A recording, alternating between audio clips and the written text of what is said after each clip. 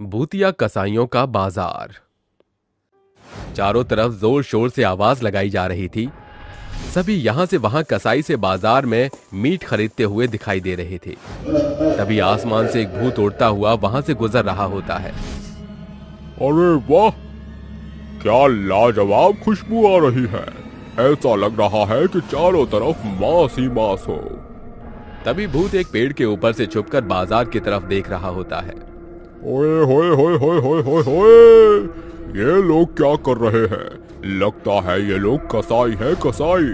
तभी तो जानवरों को बहुत ही बेरहमी से मार रहे हैं। तभी भूत के पेट से अजीब सी आवाज आती है, जिसके बाद भूत अपने आप से कहता है, अरे बाप रे बाप, मेरे पेट में तो मरोड़े उठ रहे हैं।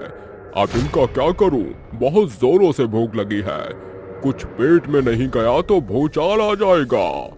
तभी भूत कसाईयों के बाजार में पहुंच जाता है, जिसके बाद वो एक कसाई वाले के पास जाकर उससे कहता है, अरे भाई साहब, जरा मुझे ये मीट मिलेगा? ये वाला मीट 240 रुपए किलो और ये वाला 180 रुपए किलो है। तुम्हें कौन सा चाहिए? अरे मीट तो मीट होता है, जाना तो पेट में ही है। तुम मुझे कोई सा भी दे दो।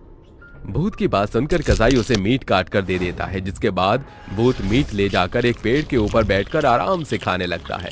तभी वहां भूत का दोस्त प्रकट होता है। अरे अरे, अकेले अकेले खा रहा है, मुझे तो तूने पूछा भी नहीं। देख भाई, मेरे पेट में भूचाल मचा है। अगर मैंने इस मीट को नहीं खाया तो मैं तुझे ही खा जाऊंगा। इसलिए मुझसे दूर रहे और मुझे मेरा मीट खाने दे। बस भाई, यही थी तेरी दोस्ती, यही था तो तेरा प्यार। बीच में आ गई एक मीट की दीवार। अरे अरे, कहाँ फंस गया मैं? अगर मैंने इसको दिया नहीं तो मेरे पेट में दर्द हो जाएगा। ऊपर से ये मेरे मीट को देख देख कर लार भी टपका रहा है। अब तो इसको देना ही पड़ेगा। भूत न चाहते हुए भी अपने हिस्से का मीट अपने दोस्त को दे देता है, जिसके बाद वो दोनों मिलकर खाने लगते हैं। तभी भूत का शैतानी मन कुछ शैतानियां करने लगता है।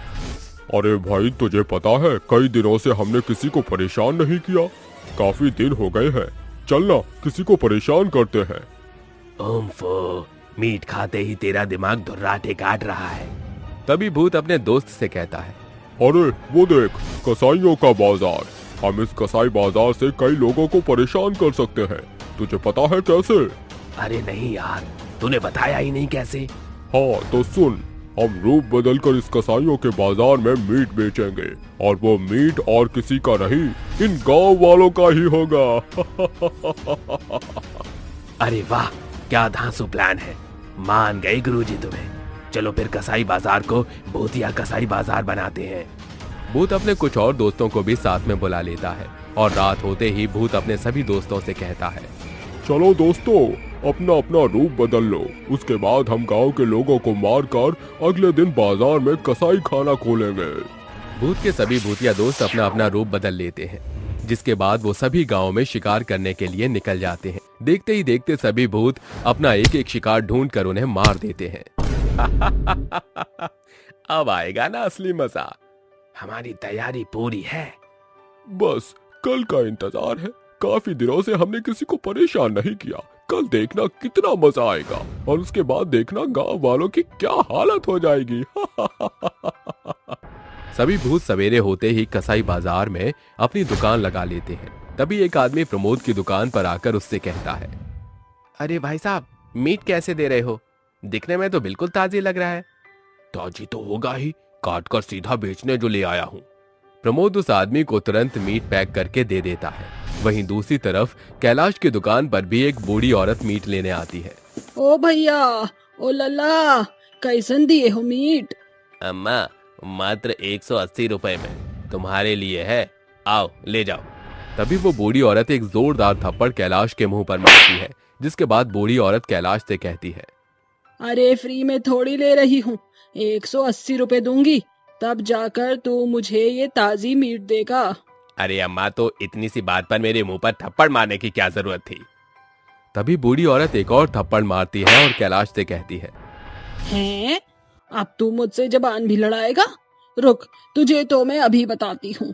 तभी वो बूढ़ी औरत अपनी चप्पल निकालती है और कैलाश के सिर पर बजाने लगती है। कैलाश के भूतिया दोस्त ये देखकर उसके पास आते हैं और उससे कहते हैं, अरे अम्मा अम्मा बस करो, अरे क्या कर रही हो, मार ही डालोगी क्या बेचारे बच्चे को? अरे छोड़ दो अम्मा, क्या नागमणि ही लेकर जाएगी अब? आज हम इस ससुरे के नाती को नहीं छोड़ेंगे, मार देंगे ही का। अरे ये बूढ़ी औरत क्या है, मुझे तो ऐसा लग रहा है जैसे कोई बुलडोजर मेरे ऊपर चढ़ गया हो। अरे अम्मा क्या खाती हो तुम ऐसा? अरे ससुरे के नाती, हम तो का खाएंगे, यहाँ आओ जरा।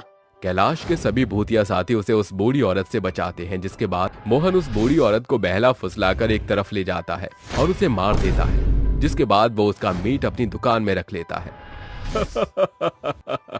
ये लो, मैंने तो इस बूढ़ी औरत का किस्सा ही खत्म कर डाला, अब देखता हूँ कैसे फड़फड़ाती है। जो जो लोग भूतों से मीट लेकर जाते हैं वो सभी मीट को खाने के बाद बीमार पड़ जाते हैं और उनका पूरा शरीर नीला पड़ जाता है। एक विमला नाम की औरत अपने पति को मीट परोसती है। ये लीजिए, मैंने बहुत ही प्यार से बनाया है आपके लिए, आपको बहुत पसंद है ना? अरे वाह डार्लिंग, आज तो तुमने कमाल ही कर दिया। लाओ जल्दी जल्दी दो, मैं आज सारा खत्म कर दूंगा। जैसे ही आनंद खाना शुरू करता है, खाते खाते उसकी अचानक से तबीयत खराब हो जाती है और वो एकदम से जमीन पर गिर जाता है, जिसके बाद उसका शरीर नीला पड़ जाता है और वो अपनी पत्नी विमला से कहता है, अरे अरे डायन कहीं की, तूने मेरे साथ धोखा किया, तूने मुझे जहर खिलाया है।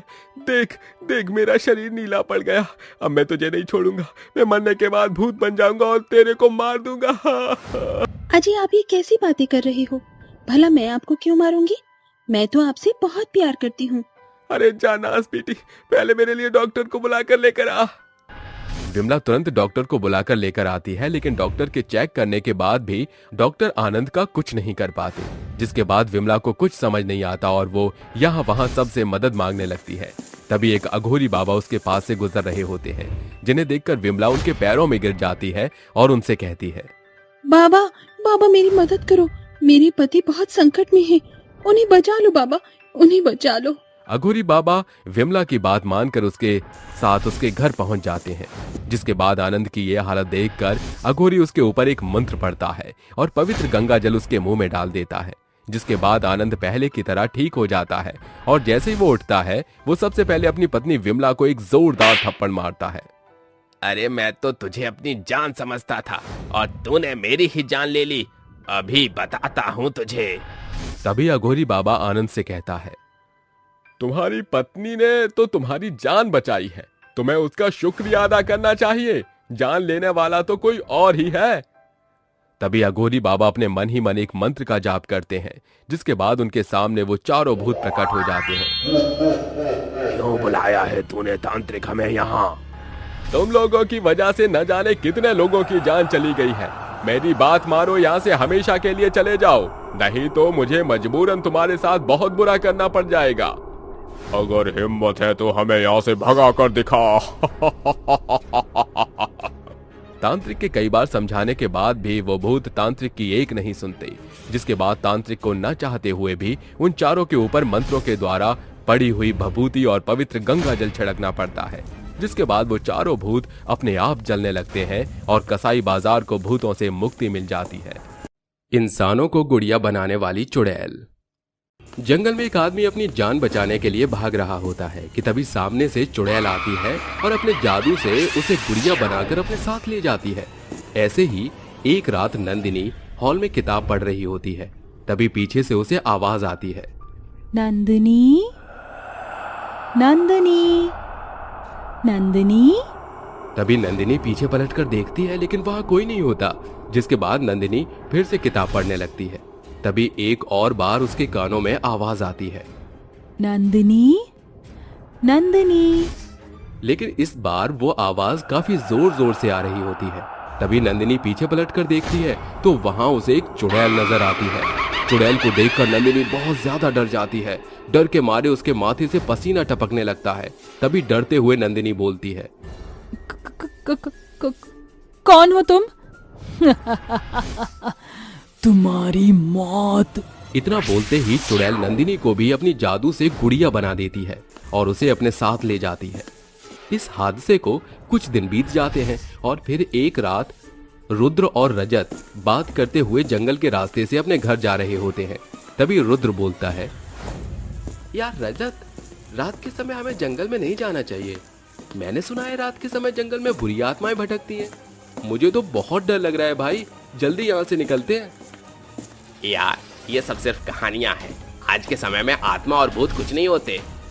तभी अचानक से उन दोनों के सामने चुड़ैल आकर कहती है, तो क्या मैं झूठ हूँ? चुड़ैल को देखकर उन दोनों के होश उड़ जाते हैं और डर से दोनों थर थर कांपने लगते हैं। तभी अपने कंप कपाते होठों से रजत बोलता है,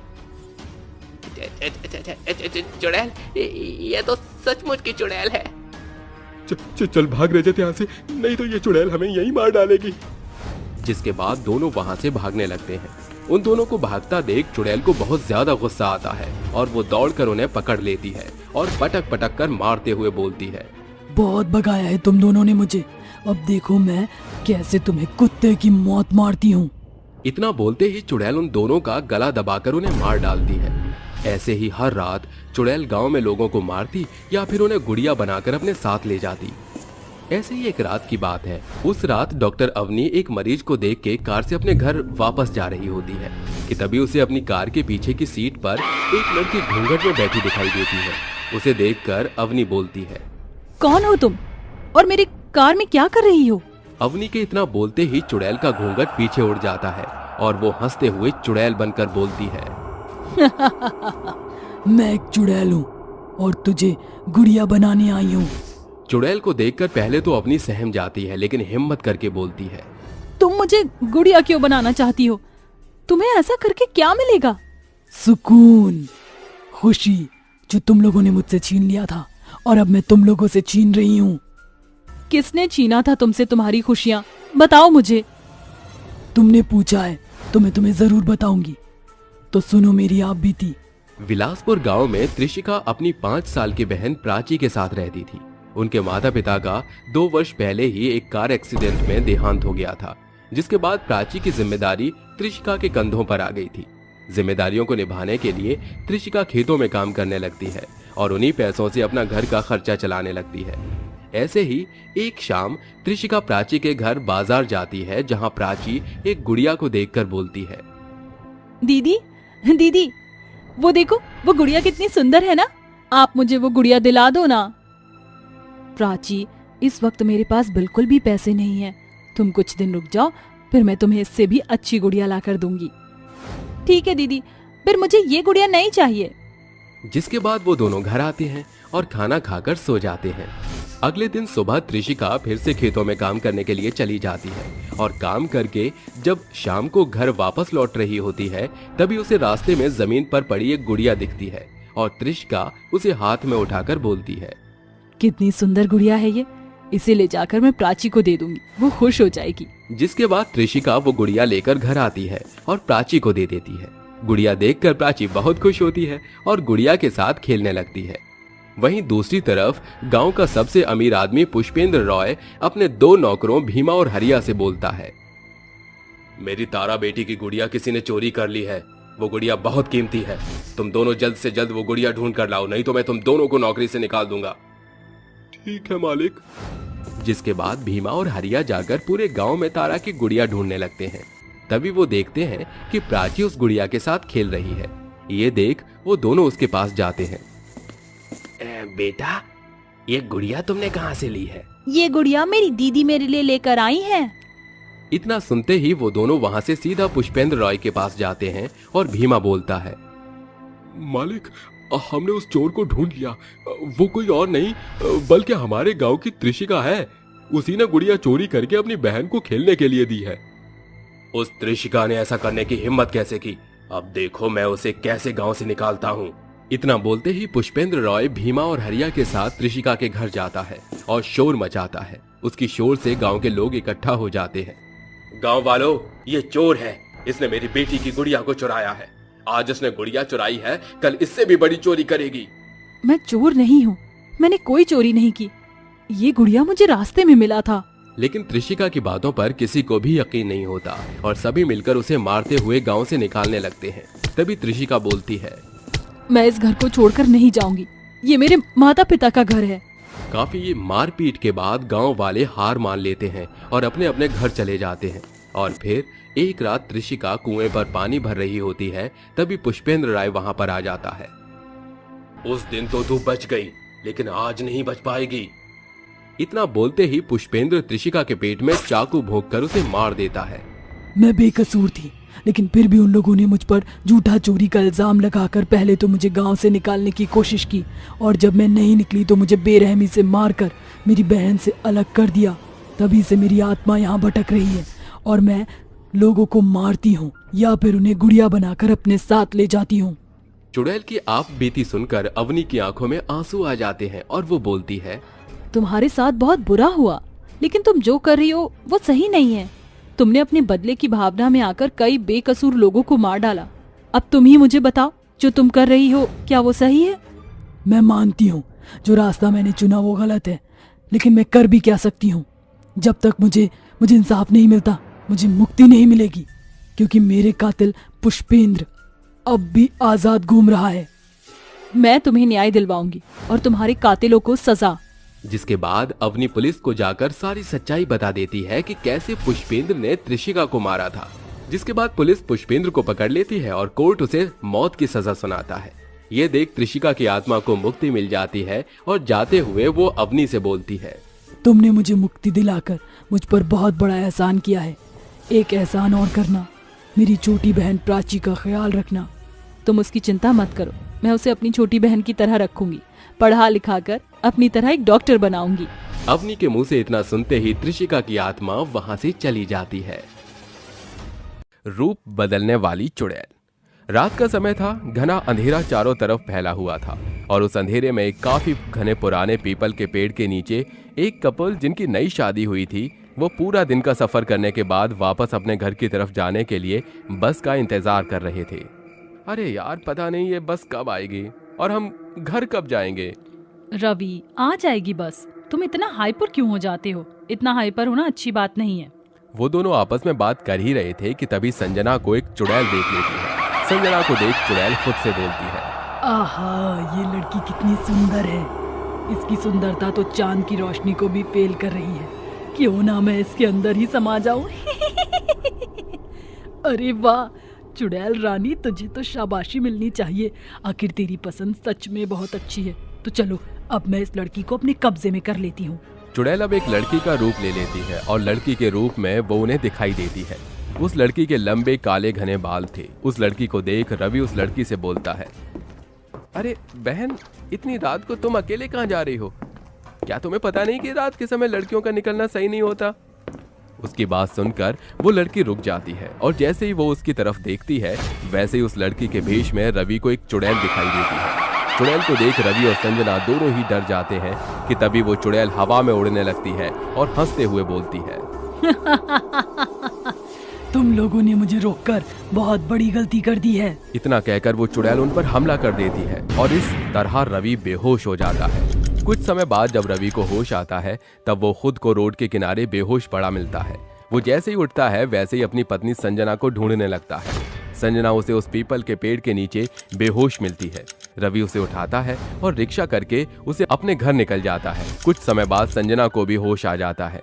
जैसे ही संजना को होश आता है वैसे ही रवि संजना से बोलता है, संजना तुम ठीक तो हो ना? पता नहीं हम लोगों के साथ क्या हुआ था। वो रात में सच में कभी नहीं भूल सकता। पता नहीं आखिर वो लड़की कौन थी। रवि, अब उस लड़की को याद क्यों कर रहे हो तुम? रात गई बात गई। लेकिन संजना, तुम्हारी आवाज को क्या हो गया? तुम्हारी आवाज तो बहुत ही सुरीली थी। तुम्हें मेरी सुंदरता से मतलब है या मेरी आवाज से? संजना, ये तुम ऐसी अजीबोगरीब तरह की बातें कर रही हो। मेरी संजना मुझसे इस तरह कभी बात नहीं करती थी। तुम मेरी संजना नहीं हो। आखिर कौन हो तुम? उसकी बात सुनकर संजना खूब जोर जोर से हंसने लगती है। तूने सही पकड़ा, मैं तेरी संजना नहीं बल्कि मैं तो चुड़ैल रानी हूँ। मुझे तेरी बीवी बहुत ही सुंदर लगी, इसलिए मैंने तेरी पत्नी को अपने कब्जे में कर लिया और अब तूने मेरा सच जान लिया है तो तू भी नहीं बचेगा। इतना कहकर चुड़ैल संजना का शरीर छोड़ देती है। जिसके बाद चुड़ैल अपने दोनों हाथों को हवा में उठाती है, जिसके बाद वो खुद भी हवा में उड़ जाती है और उन दोनों के ऊपर अपने हाथों से जादू करते हुए वहां से गायब कर देती है और हंसते हुए बोलती है, मुझे अपनी शक्तियाँ बढ़ाने के लिए और लोगों की जरूरत है, इसलिए मैं यहाँ पर और लोगों को अपने कैद में लूंगी। इतना कहकर और चुड़ैल भी वहां से गायब हो जाती है। और अब वो हर रात किसी न किसी का भेष बदलकर लोगों के घर में आती और उस घर के लोगों को गायब कर देती। ये सिलसिला यूं ही चलता रहा और वो चुड़ैल लोगों को वहां से गायब करती रही। एक रात की बात है, गांव का चौकीदार गांव में आवाज लगाते हुए इधर से उधर घूम रहा था। जागते रहो, जागते रहो, गांव में रूप बदलने वाली चुड़ैल घूम रही है। जागते रहो, अपने घरों में रहो और अपने सभी घर वालों का ध्यान रखो। चौकीदार इधर से उधर घूम ही रहा था कि तभी उसे चमकती हुई एक रोशनी दिखाई पड़ती है। वो रोशनी आसमान से धरती पर आती है और उस रोशनी से एक चुड़ैल निकल जाती है। उस चुड़ैल के बहुत ही लंबे बाल थे। वो चुड़ैल चौकीदार का रूप धारण करती है और चौकीदार की तरह गांव में इधर से उधर घूमती है। उस चुड़ैल को रूप बदलते हुए देख चौकीदार खुद से बोलता है, बाप रे बाप, ये रूप बदलने वाली चुड़ैल मेरे सामने ही है और इसने तो मेरा ही रूप ले लिया। मुझे इन गांव वालों के सामने जाकर इस रूप बदलने वाली चुड़ैल का सच बताना ही होगा। चौकीदार उस चुड़ैल का पीछा करने लगता है, जहां चौकीदार उसको एक बार फिर रूप बदलकर रघुनंदन के घर में घुसते हुए देख लेता है। चौकीदार चुपचाप गांव वालों को इकट्ठा करता है और गांव वालों को सारी बात बता देता है। उसकी बात सुनकर सभी गांव वाले हैरान हो जाते हैं और दौड़ते हुए रघुनंदन के घर का दरवाजा खटखटाने लगते हैं। कुछ समय बाद रघुनंदन की पत्नी दरवाजा खोलती है। सभी गांव वालों को अपने दरवाजे पर देख रघुनंदन की पत्नी रंजना बोलती है, अरे गांव वाले भैया, क्या हो गया? इतनी रात को मेरे घर पर आए हो? अरे रंजना भाभी, हम लोगों को शक है कि वो रूप बदलने वाली चुड़ैल आपके घर में आई हुई है। हमें आपके घर की तलाशी लेनी है। मैं अपने घर की तलाशी लेने नहीं दूंगी। तुम लोग इतने दावे के साथ कैसे बोल सकते हो कि वो चुड़ैल इसी घर में है? रंजना गांव वालों से बहस कर ही रही थी कि तभी गांव वालों की नजर रंजना के पैरों पर पड़ जाती है। उसके पैर उल्टे होते हैं। ये देख गांव का एक आदमी हीरालाल चिल्लाते हुए बोलता है, उड़ी बाबा, रंजना भाभी चुड़ैल है, देखो उसके पैर भी उल्टे हैं। सभी गांव वाले हीरालाल की बात सुनकर रंजना के पैर की तरफ देखते हैं, जहां वो उसके पैर उल्टे दिखाई पड़ते हैं। सभी गांव वाले रंजना को अंदर की तरफ धक्का देते हुए उससे पूछते हैं, अरे चुड़ैल, आखिर तू यहाँ पर क्यों आई है और हम सभी को इस तरह क्यों परेशान कर रही है? साथ ही हमारे गांव वालों को कहाँ गायब कर रही है तू? रंजना अब एक भयानक चुड़ैल में तब्दील हो जाती है और वो गुस्से में बोलती है, तुम सभी गांव वालों को ये सच कभी नहीं पता चल पाएगा कि मैं लोगों को कहाँ कैद कर रही हूँ। उसकी बात सुनकर दीनू को गुस्सा आ जाता है और वो उसके बालों को पकड़कर खींचने लगता है। जैसे ही वो उसके बालों को खींचता है, वैसे ही चुड़ैल तिलमिलाते हुए बोलती है, छोड़ दे मेरे बालों को, छोड़ दे। उसको इस तरह तड़पता हुआ देख हीरालाल अब समझ जाता है कि उसकी शक्तियां उसके बालों में ही हैं। इसलिए हीरालाल अपने हाथों में मशाल लिए चुड़ैल के पास आता है और उसके बालों में आग लगा देता है। चुड़ैल अब अपने बालों के साथ जलने लगती है और जलते हुए बोलती है, तुम सभी लोगों ने अच्छा नहीं किया। मेरे बालों को जलाकर मेरी शक्तियाँ अब खत्म हो जाएंगी, साथ ही मैं भी अपने बालों के साथ जल जाऊंगी। लेकिन याद रखना, जिस दिन मैं वापस आई उस दिन इस गांव को मैं तबाह कर दूंगी। चुड़ैल ये बोलते हुए जल जाती है और अब उस रूप बदलने वाली चुड़ैल से गांव वालों को मुक्ति मिल जाती है। जैसे वो चुड़ैल जलती है, वैसे ही गांव के सभी गायब व्यक्ति उसी के घर में एक जेल के अंदर गांव वालों को दिखाई देते हैं। गांव वाले अब उस जेल को तोड़ते हैं और अपने सभी गांव वालों को आजाद करवा देते हैं, जिसके बाद सभी मिलजुल कर खुशी खुशी रहने लगते हैं। एरोप्लेन वाली चुड़ैल और बच्चे अपनी क्लास में बैठे हुए थे, तभी उनकी टीचर पायल कहती है, बच्चों, आप सबके लिए गुड न्यूज है। उससे पहले ये बताओ कि आप किस किस में बैठकर घूमे हो आज तक? मैम, हम कार में, स्कूटर पर और मेट्रो में, ट्रेन में, ऑटो में, ऊंट पर, हाथी पर घूमे हैं अभी तक तो। क्या बाकी बच्चे भी इन सब पर बैठकर घूमे हैं? Yes ma'am. ओके, तो कोई एरोप्लेन में घूमा है बैठकर, जिसने ऊंचाइयों से नीचे का नजारा देखा हो? एनीवन? नो मैम, हम कभी नहीं बैठे। मैम, बस हमने आसपास में देखकर आज तक एरोप्लेन को सिर्फ टाटा बाय बाय किया है। सारे बच्चों ने एरोप्लेन को सिर्फ टाटा बाय बाय किया है। मैं हूँ ना, आप सबके ग्रेड बहुत अच्छे आए हैं। पूरे स्कूल में मेरी क्लास के बहुत अच्छे ग्रेड्स हैं, इसलिए मैं आप सबको एरोप्लेन के टूर पर ले जाना चाहती हूँ। आपको उसकी सैर कराना चाहती हूँ। तो सारे बच्चे रेडी हैं? पायल की ये बात सुनकर सभी बच्चे डेस्क पर हाथ मारकर चिल्ला कर कहते हैं, यस मैम, यस मैम, हम जाएंगे मैम, हम जाएंगे। हाँ मैम, हम भी जाएंगे। ओके, सारे बच्चे अच्छे से बैठो। ज्यादा परेशान किया तो कैंसिल कर दूंगी अभी एरोप्लेन ट्रिप। नो मैम, हम जाएंगे। हम सब चुपचाप बैठे हैं। सारे बच्चे चुपचाप बैठो और फिंगर ऑन योर लिप्स। तुम बच्चों को कितने अच्छे से हैंडल करती हो, इसीलिए इस ग्रेट ट्रिप पर तुम मॉनिटर हो और सब चीज हैंडल करोगी। Okay ma'am. देखो कैसे कीर्ति की बच्ची मैम की चापलूसी करके ओके मैम कर रही है। 4 दिन बाद पायल परमिशन लेकर एयरपोर्ट पर बच्चों को लाती है और प्लेन में सबको सीट बेल्ट लगाकर बैठा देती है और कहती है, अच्छा, अब हम प्लेन में बैठ चुके हैं। कुछ देर बाद ये प्लेन चलेगा तो सभी बच्चे अपनी जगह पर चुपचाप बैठेंगे, कोई हिलेगा नहीं एंड नो शोर शराबा। Okay ma'am. लेकिन हमें ना बहुत पेट में गुदगुदी हो रही है, ऐसा लग रहा है जैसे बटरफ्लाई उड़ रही है। और मैम, मेरी तो डर के मारे पेट में चूहे कूद रहे हैं। लो मैम, इसको तो प्लेन में आते ही भूख लग गई है और कहती है कि डर लग रहा है। कीप क्वाइट, बहुत हो रहा है तुम बच्चों का। ज्यादा शैतानी की तो उसी बच्चे को प्लेन से उतार दूंगी अभी। पायल बच्चे को समझा ही रही थी कि इतने में प्लेन की एयर होस्टेस आकर कहती है, वेलकम टू आवर एयरलाइंस। मैं आशा करती हूँ आप सब और बच्चों के लिए ये एक यादगार सफर रहे। कृपया करके अपनी अपनी सीट की पेटी को बांध लीजिए। एरोप्लेन उड़ना शुरू हो गया है। ये अब तो हमारा हवाई जहाज उड़ेगा। ओए बल्ले, अब तो हम हवा में उड़ेंगे। वाओ! मडगास्कर खुले प्लेन में हिले डुले बिल्कुल नहीं रही। उछले हम बड़े मचल के पर डांट पड़ी जोर से। टिंग टिंग टिंगड़ा डा टिंग टिंग टिंगड़ा टिंग टिंग टिंगड़ा। रितु गाना गा ही रही थी कि अचानक से एरोप्लेन की सारी लाइट जलने बुझने लग गई। सभी बच्चे डर जाते हैं। तभी कीर्ति बोलती है, ये सारे बच्चे शोर क्यों मचा रहे हो? पागल हो गई क्या? एरोप्लेन से उतरकर देखना तुम्हें कितनी पनिशमेंट मिलेगी। बच्चे शोर मत मचाओ, ध्यान से बैठो। आप बहुत ऊपर की ऊंचाइयों पर हैं। आंटी, मुझे ना भूख लग रही है। आपके पास कुछ खाने को मिलेगा? मैंने टीवी में देखा है आप लोग उनको खाना लाकर देते हो। शांत बैठो, मैं अभी स्नैक्स लेकर आती हूँ। हैला, ये कुंदन तो बड़ा तेज है। इसने तो अपने लिए स्नैक्स भी मंगवा लिया। हाँ, बड़ा तेज है, हम भी मंगवाएंगे। कुछ देर बाद सभी बच्चे शोर मचाने लगते हैं कि उन्हें भी चाहिए। तभी एयर होस्टेस आंधी के साथ एक चुड़ैल रूप में आती है और एक बच्चे को हवा में उठाकर कहती है, बस बहुत हो गया। अगर अब किसी भी बच्चे ने शोर मचाया या कुछ मांगा तो उसे भी मैं इस तरह हवा में लटका दूंगी। मम्मा, एरोप्लेन में तो चुड़ैल आंटी है। ये एरोप्लेन वाली चुड़ैल आंटी हमें मार डालेगी। आय हाय, ये बच्चा कितना रो रहा है। कोई चुप कराओ इसे। मैंने बोला चुप कराओ।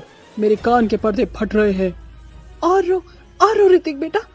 मैम, ये ऐसे नहीं रोएगा क्योंकि मैं इसके सर पर 2 टपली बजाती हूँ। जहां एक तरफ चुड़ैल अपने कान बंद करके खड़ी थी, वहीं रितु ऋतिक के सर पर और मारती है, जिससे वो और तेज तेज रोने लगता है। तभी चुड़ैल से और बर्दाश्त नहीं होता। वो प्लेन के सारे बच्चों को अपने जादू से हवा में उठा देती है। अब करो, जो भी चिल्लाया उसको मैं इस प्लेन से नीचे फेंक दूंगी और कोई कुछ भी नहीं कर सकता, क्योंकि तुम चींटी की तरह गिरोगे और मिट्टी में मिल जाओगे, दिखोगे भी नहीं किसी को।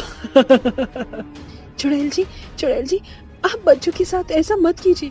मासूम बच्चे हैं, एरोप्लेन घूमने आए थे मेरे साथ। प्लीज आप दुनिया घुमाने की टिकट मत काटो इनकी। बिल्कुल, अब कोई एक शब्द नहीं बोलेगा। बड़ी देर से मैं चें मैं करे जा रहे हो तुम लोग। चुड़ैल के इतना कहते ही एक बच्चा अपने बैग से पेंसिल उठाकर चुड़ैल की आंख में मार देता है, जिससे चुड़ैल एक आंख पर हाथ रखकर मचलने लगती है। अरे बाप रे बाप, मर गई मैं। किसने मेरी आंख फोड़ दी? छोड़ूंगी नहीं मैं उसको। जल्दी बताओ, किसने ये किया है? किसकी हरकत है ये? चुड़ैल सभी सीट के पास बैग चेक करती है तो उसे रोशन के पास बैग मिलता है। तभी चुड़ैल उस बच्चे को पटक देती है। बच्चा बेहोश हो जाता है तो पायल उसे संभालने आती है और कहती है, अरे कैसी निर्लज औरत हो तुम। तुम्हारे दिल में बच्चों के प्रति बिल्कुल भी दया भाव नहीं है। आखिर क्यों तुम इतने सारे बच्चों की जान के पीछे पड़ी हो? बोलो क्यों? मुझे लोगों से बदला चाहिए। जो उन्होंने मेरे साथ किया, इसका बदला लेकर ही रहूंगी। लोगों ने जो किया उसका बच्चों से क्या कनेक्शन है? बहुत बड़ा कनेक्शन है। 1 साल पहले की बात है। मैं इस एरोप्लेन में एयर होस्टेस का काम बहुत टाइम से कर रही थी। मेरा सपना था एयर होस्टेस बनना, लेकिन फिर मेरी मुलाकात मोहन से हुई। फिर मुझे बेबी हुआ और कुछ टाइम मैं अपने बच्चे के साथ रही, लेकिन फिर एयरलाइन वालों ने मुझे बुला लिया। मेरा दिल तो नहीं था, लेकिन अपने बच्चे को उस दिन मुझे छोड़कर जाना ही पड़ा। और उसी दिन मेरा प्लेन आतंकवादियों ने हाईजैक कर दिया। किसी तरह मैंने एक एक करके सबको बचाया। मैंने उन आतंकवादियों के सर पर गन रखी थी और प्लेन लैंड करवाया। कोई होशियारी की तो ये बंदूक तुम्हारे भेजे में डाल दूंगी। हिलना मत, जल्दी करिए, सब प्लेन से उतर जाइए, जल्दी। सारे लोग प्लेन से उतर जाते हैं। तभी एक आतंकवादी उसे धक्का देकर 2-4 गोलियां मार देता है। तुमने मुझे क्यों मारा? कोई बचाओ, बचाओ मुझे। मेरा बच्चा मेरे बिना नहीं रह पाएगा। वो भी छोटा है। आज ही मैं उसे छोड़कर आई हूँ। Help me, help me. मैं तड़पती रही, चिल्लाती रही, लेकिन किसी भी इंसान ने मेरी वहां मदद नहीं की। तभी मैंने सोच लिया, इन लोगों ने मेरे बच्चे के लिए मुझे तड़पाया है। मैं इन लोगों को इनके बच्चों के लिए तरसा दूंगी। इतने टाइम बाद जब मैंने इतने सारे बच्चों को एयरपोर्ट पर देखा तो अपने मकसद को पूरा करने के लिए मैं तैयार हो गई। ये गलत है। तुम ये कैसे कर सकती हो? तुम्हारे पास माँ का दिल है ना। इन बच्चों के बारे में सोचो। देखो ये बच्चे, इनमें से कितना खून निकल रहा है। यही अगर तुम्हारा छोटा बच्चा होता यहाँ तो क्या हुआ? सोच में डूब गई। जैसे तुम्हारे बच्चे के लिए तुम जरूरी हो, वैसे ही इन सारे बच्चों को भी माँ बाप चाहिए। कल को तुम्हारी बेटी को ये तुम्हारे बारे में पता चलेगा तो सह पाओगी? नहीं नहीं, मुझे माफ कर दो। मैंने तुम्हारे साथ, बच्चों के साथ बहुत गलत किया। लगता है अब मुझे चलना चाहिए। शुक्र है तुम्हें अपनी गलती का एहसास हो गया। सॉरी एरोप्लेन वाली चुड़ैल आंटी, मैंने आपको मारा। आप इतनी जल्दी मत जाओ। आप हमें एरोप्लेन की सैर तो करा दो। जरूर। बच्चे की बात सुनने के बाद चुड़ैल बच्चों को एरोप्लेन की सैर कराती है, उनके बारे में बताती है, जिसके बाद सभी बच्चे बहुत खुश हो जाते हैं। फिर चुड़ैल चली जाती है। गांव में चुड़ैल का नहाना। ज्वालापुर नाम का एक गांव था। वहां के लोग पुरानी सोच से जुड़े हुए हैं। वहां अभी भी ऐसी काफी चीजें थी जो विकसित नहीं हुई थी। हालांकि आमतौर पर आसपास के गांव में स्नान घर, टॉयलेट, सड़कें, स्कूल आदि बन चुके थे, पर ज्वालापुर गांव में नहीं बना था। हमेशा की तरह उस गांव की औरतें सुबह जल्दी उठकर नदी पर स्नान करने पहुंच जाया करती थी। ऐसे ही 5-6 औरतें स्नान कर ही रही थीं। अरे आज वो बीना नहीं आई क्या? वो सो रही होगी ना, इसलिए आई नहीं होगी। फिर क्या? कहने के बाद भी घोड़ी आई नहीं। वो तो अभी भी घोड़े बेचकर सो रही है। अरे क्या तुम भी बीना की बातें लेकर बैठ गए हो? अरे मजा करो ना। कितना मजा आ रहा है खुले में नहाने का। मुझे तो बिल्कुल अच्छा नहीं लगता खुले में ऐसे स्नान करना, पर क्या करें, मजबूरी है। कोई भरोसा नहीं है, कौन हमें कहाँ झाड़ियों से झांक रहे हो। हाँ, ये तो तुम बिल्कुल ठीक कह रही हो। तुम दोनों जो भी कहो, मुझे तो ऐसे ही अच्छा लगता है, क्योंकि हम शुरू से ही ऐसे स्नान करते हैं। गायत्री इतना कहती है कि एक कौवा उड़ता हुआ उसके सिर पर बीट करके चला जाता है। ये देखकर सरला, मंजू के साथ बाकी औरतें भी उस पर हंसने लगती हैं। ले और नहा ले खुले में। बड़ा पसंद है ना तुझे? मुझे बस इसीलिए ही नहीं पसंद। बिल्कुल मुझे भी नहीं पसंद। बिल्कुल मुझे भी नहीं पसंद। सभी औरतें नहाने में व्यस्त थीं कि गांव के बदमाश आदमी उन्हें छुपकर पेड़ के पीछे से देख रहे थे। अय्यो, अरे देखो देखो, गांव की औरतें कैसे नहा रही हैं। अरे ये स्त्रियां कितनी सुंदर होती है ना, संसार की सबसे अच्छी चीज है ये। अरे यार, यहाँ पर बिल्कुल अच्छा नहीं लग रहा, हम थोड़ा आगे चलते हैं तो सही रहेगा, है? वो दोनों आगे आकर झाड़ियों में जैसे ही छुपते हैं कि उनकी आवाज से औरतें खबरदार हो जाती हैं और वहीं दोनों गुंडों को देख लेती हैं। तो सरला एक मग्गा उठाकर नंदू के सिर पर मारती है और कहती है, अरे निर्लज, पापी, दुष्ट आदमी, शर्म नहीं आती? इसीलिए वो पाए से स्नान करता हुआ देख रहा है औरतों को। तुम्हारी तो जरूर शिकायत करनी पड़ेगी। वाह सरला, तूने ये करके बिल्कुल ठीक किया है। और मार इसे, आज तो इसकी खैर नहीं। चलो चलो, इन्हें मारने चलते हैं। ये बोलकर सभी औरतें तालाब से बाहर आकर गुंडों के पास जाती हैं और मारने लगती हैं। तभी दूसरा बदमाश दिलीप मंजू का हाथ पकड़कर कहता है, मेरे से होशियारी की तो बहुत बुरा होगा। अगर इतना ही है तो खुले में ना नहाया करो। जब तुम ऐसे करोगी तो यही होगा। वाह मेरे दिलीप साहब, क्या डायलॉग मारा आपने। अब इन औरतों की हेकड़ी निकालते हैं हम। देखो, अगर मंजू को कुछ भी हुआ तो मुझसे बुरा कोई नहीं होगा। अरे जाने मन, तुम बुरी नहीं, तुम बहुत अच्छी हो। तुमसे अच्छा कोई नहीं हो सकता। इन लोगों ने तो अपनी हद ही पार कर दी है। ये कहते ही नंदू भी चाकू लेकर गायत्री की गर्दन काटने वाला होता है। इतने में मौसम का रुख अचानक खराब हो जाता है। तेज बारिश होने लगती है और एक बवंडर के साथ चुड़ैल आती है, जो उस बवंडर में उन दोनों बदमाशों को मार डालती है, फिर फेंक कर चली जाती है। वहां की औरतों को कुछ भी समझ नहीं आता कि ये हुआ तो हुआ क्या। पर आखिर वो चुड़ैल कौन थी जो इन औरतों की मदद करके बवंडर सहित गायब हो जाती है? जानने के लिए कहानी में आगे बढ़ते हैं। ऐसे ही अगले दिन मंजू अपने पति सुरेश से कहती है, जो कि गांव का सरपंच भी था। सुरेश जी, आपको पता है कल कितना बड़ा हादसा होते होते रह गया। तो बदमाश हम औरतों को स्नान करते हुए देख रहे थे। उसके बाद जब हमने उनका विरोध किया तो उसने मेरी और गायत्री की गर्दन पर चाकू रख दिया। फिर अचानक एक बवंडर आया जिसमें वो दोनों मर गए। पता नहीं कैसे, लेकिन मेरी समस्या ये है कि आप गांव की औरतों की सुरक्षा को ध्यान में रखकर एक स्नान घर क्यों नहीं बनवा देते? मंजू, तुम ये कैसी बातें कर रही हो? तुम्हारी बात समझ रहा हूँ मैं, लेकिन फिर गांव की हर औरतें यही बात करती रहेंगी, ऐसे कैसे चलेगा? तुम और जल्दी क्यों नहीं स्नान करके आ जाती हो? अजी, इससे ज्यादा और अंधेरे में गए तो कीड़े और जानवरों का डर रहता है। आप स्नान घर बनवा दीजिए, यही काफी होगा हम औरतों की सुरक्षा के लिए। मैं तुम्हारी बात से बिल्कुल सहमत नहीं हूँ, मुझे सोचने का समय दो। ये कहकर सुरेश अपनी पंचायत में चला जाता है। वहीं गांव की औरतें और लड़कियां नहाती हैं तो ये समस्या फिर से होती है। तभी वही चुड़ैल अपने सुंदर रूप धारण करके उसी नदी में नहा रही थी कि एक आदमी उसे देख लेता है।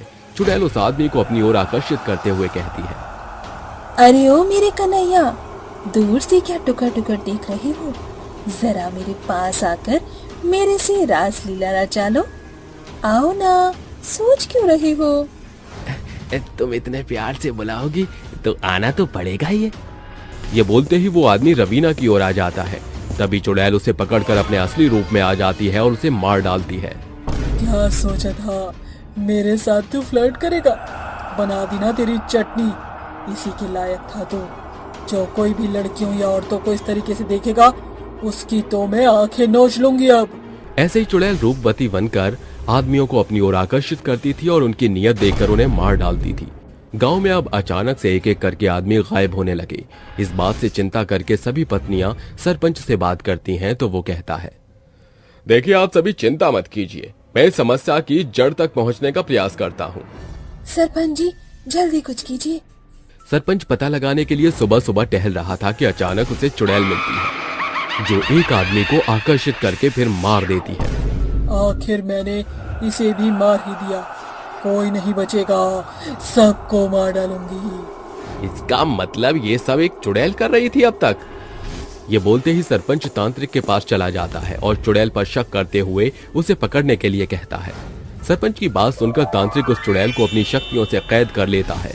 तभी झटपटाते हुए चुड़ैल कहती है, ए तांत्रिक, मुझसे मरना चाहता है क्या तू? क्यों तूने मुझे यहाँ कैद किया है? तुझे मुझसे सवाल करने का कोई हक नहीं है। मेरे सवालों का जवाब दे। क्यों तू गांव के लोगों को मारे जा रही है? जैसा करेंगे वो लोग वैसा ही तो भरेंगे। मतलब क्या है तुम्हारी बातों का?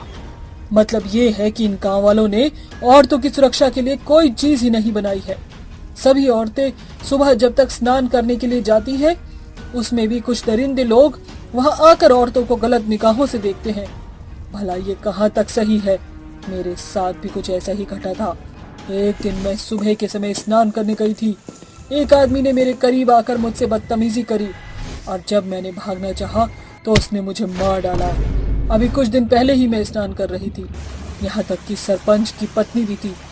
वो तो उस दिन उनकी सुरक्षा मैंने करी, वरना वो दोनों गुंडे उन औरतों को गला काट कर मार डालते। जो भी स्त्रियों को स्नान करते हुए देखता था मैं उन्हें मार डालती थी। और अगर तुम मुझे यहाँ से भगाने के लिए सोच रहे हो तो मैं तुझे बता दूं कि मैं यहाँ से तब तक नहीं जाऊंगी जब तक इस गांव में हर एक घर में औरतों के लिए स्नान घर नहीं बन जाता। तुम्हारे साथ बहुत गलत हुआ है और तुम बात भी ठीक कह रही हो। सरपंच जी, आपको इसकी बात माननी ही होगी। आपको स्नान घर बनवाने ही पड़ेंगे। ये औरतों की सुरक्षा की बात है। आसपास के बाकी गांव विकसित हो चुके हैं अब। ठीक है, मैं वादा करता हूं कि इस गांव में स्नान घर हर घर में जरूर बनेगा, लेकिन उसके बाद तुम चली जाओगी। चुड़ैल उसकी बात मान जाती है। सरपंच भी अपना वादा पूरा कर लेता है, जिसके बाद चुड़ैल हमेशा के लिए वहां से चली जाती है।